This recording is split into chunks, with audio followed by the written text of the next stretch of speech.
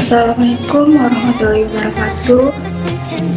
Saya Aminur Jihan dari Prodi Teknologi di Universitas Samudra. Di sini saya ingin menjelaskan dan presentasikan tugas saya, yaitu tugas penggunaan sistem. Yang terhormat Ibu Mary Handayani selaku dosen pembimbing. Baiklah, di sini di tugas saya mengambil penelitian atau menganalisis di sebuah tempat, yaitu restoran singgasana bernamanya, yang berjudul Analisis Kualitas Pelayanan Restoran Cepat Saji Menggunakan Metode SERPQUAL dengan studi kasus restoran singgasana di Pangkalan Brandan. Restoran singgasana merupakan salah satu usaha yang bergerak di bidang restoran cepat saji yang berlokasi di Jalan Pangkalan Brandan. Pemilik usaha dari Muhammad Aswad. Sistem pelayanan restoran singgasana sama seperti sistem pelayanan usaha cepat saji pada umumnya.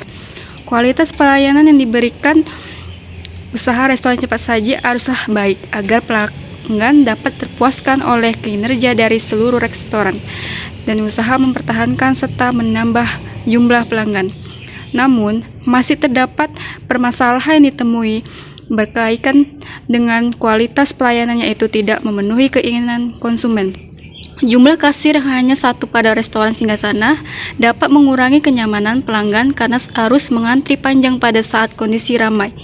Kurang cekatannya karyawan restoran dalam melayani pelanggan pada saat kondisi ramai juga dianggap perlu diperbaiki.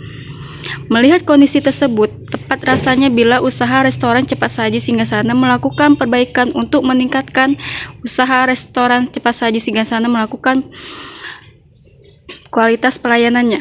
Pada analisis kualitas pelayanan terdapat berbagai metode, salah satunya penelitian mengambil metode SERPQUAL karena dianggap cocok dengan permasalahan yang dialami oleh restoran cepat saji, yang mana dapat diketahui secara jelas apa yang diharapkan pelanggan sesuai dengan kenyataan yang ada serta cara untuk melakukan peningkatan kualitas dari pelayanan tersebut. Restoran singgasana didirikan pada tahun 2002, pemilik usaha dari Muhammad Aswad.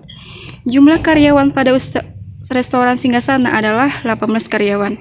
Tujuan penelitian ini untuk mendapatkan nilai gap dan ekspektasi pelanggan restoran singgasana serta memperbaiki atribut-atribut yang memiliki prioritas tertinggi. Pada penelitian ini menggunakan metode SERPQUAL. Apa itu metode SERPQUAL? Metode SERPQUAL merupakan metode yang digunakan untuk mengukur kualitas pelayanan dari atribut masing-masing dimensi.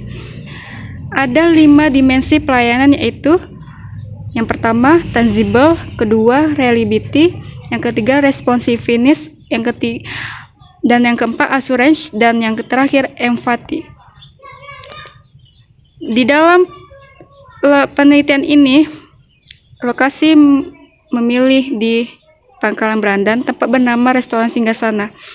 Penelitian ini dilakukan pada bulan Oktober selama sehari pada tanggal 20 Oktober. Untuk penelitian ini menggunakan 2 jenis variabel, yaitu variabel dependent atau disebut dengan terikat dan variabel independent atau yang disebut dengan bebas. Pertama, variabel independent atau terikat merupakan variabel yang mengukur pengaruh variabel independen terhadap unit uji. Variabel terikat pada penelitian ini adalah customer dan niat pembelian. Yang kedua, variabel independen atau yang disebut dengan bebas merupakan variabel yang mempengaruhi variabel lainnya. Variabel ini diduga sebagai penyebab atau pendahulu dari variabel lainnya. Dalam penelitian ini, variabel bebas yang digunakan food quality, experience, marketing, dan service quality.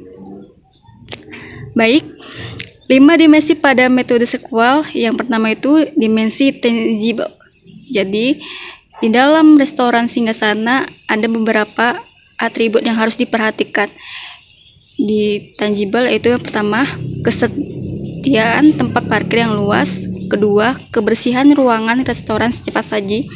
Ketiga, kebersihan dan kerapian pada penampilan karyawan.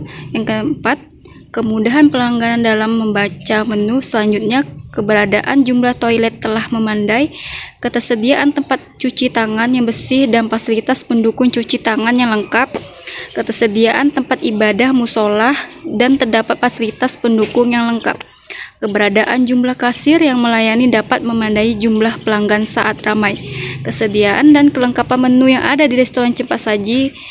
Dan yang terakhir, kesediaan fasilitas delivery order dalam pantai besar maupun kecil.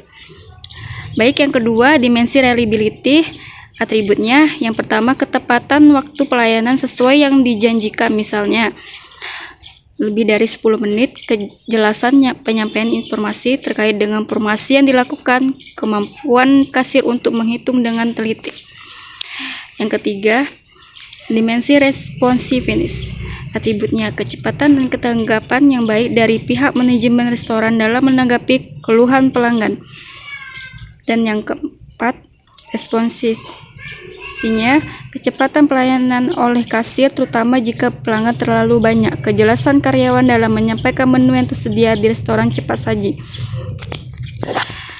Dan dimensi yang selanjutnya, assurance. Atributnya didapatkan ketersediaan tempat parkir yang nyaman dan aman. Kenyamanan dan keamanan dapat ditonjolkan di restoran cepat saji. Pemberian jaminan penggantian menu makanan jika ditemukan makanan kurang sesuai. Dan yang terakhir, dimensi empati. Atributnya, ketersediaan karyawan untuk membantu pelanggan tanpa diminta, keramahan dan kesopanan karyawan dalam memberikan layanan, kecepatan pihak manajemen dalam memberi solusi jika terdapat keluhan dari pelanggan, komunikasi yang baik antara karyawan dengan pelanggan dalam melayani. Di dalam analisis tersebut, saya mengambil metode Serpual yang didapatkan nilai gap. Nilai gap itu merupakan metode pengukuran untuk mengetahui kesenjangan antara kinerja suatu variabel dengan harapan konsumen terhadap variabel tersebut. Atribut pertama, ekspektasinya 3,88, persepsi 2,92, gap min 0,97. Atribut kedua, 4,14, persepsinya 3,09, gapnya min 1,04.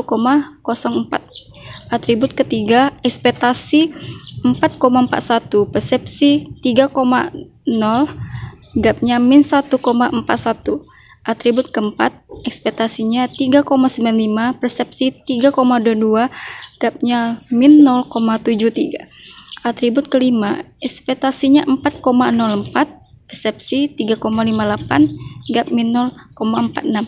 Selanjutnya, atribut 7, 4,23, persepsinya 2,83, gapnya min 1,40. Atribut ke-8, ekspektasinya 3,70, persepsi 3,25, gapnya min 1,36. Atribut ke-9, ekspektasinya 4,21, persepsinya 2,47, gapnya min 1,74. Dan akan selanjutnya sampai dengan atribut 23. Nilai harapan yang didapatkan secara keseluruhan lebih tinggi bila dibandingkan dengan nilai persepsi. Tingginya seluruh nilai harapan ini mengakibatkan seluruh atribut memiliki nilai gap negatif. Hal ini menunjukkan bahwa kondisi yang sebenarnya belum sesuai atau belum memenuhi keinginan pelanggan secara maksimal. Nilai gap tertinggi terdapat pada atribut 9, yaitu keberadaan jumlah kasir yang melayani dapat memandai jumlah pelanggan saat ramai. Hal ini menunjukkan bahwa keberadaan jumlah kasir yang menandai masih dianggap sangat kurang oleh sebagian besar pelanggan, sehingga perlu diberikan perhatian khusus oleh manajemen restoran untuk memperbaikinya. Baiklah, demikianlah presentasi tugas saya. Kurang lebih mohon dimaafkan. Sekian dari saya. Terima kasih. Wassalamualaikum warahmatullahi wabarakatuh.